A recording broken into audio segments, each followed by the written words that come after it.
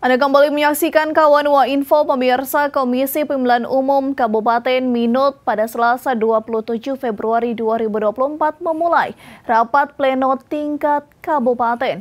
Rapat pleno dibuka langsung Ketua KPU Minut Hendra Lumanau.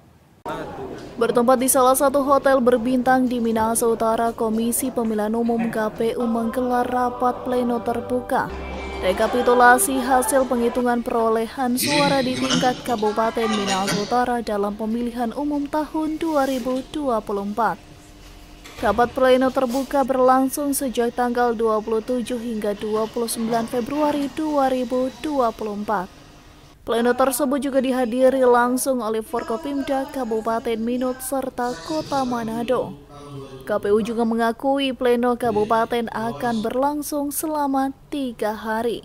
Rapat pleno terbuka rekapitulasi hasil penghitungan perolehan suara di tingkat Kabupaten Minahasa Utara dalam pemilihan umum tahun 2024. Mengingatkan dan mengharapkan agar kita semua mampu menjadi perekat, menciptakan harmonisasi melalui penyampaian nilai-nilai kedamaian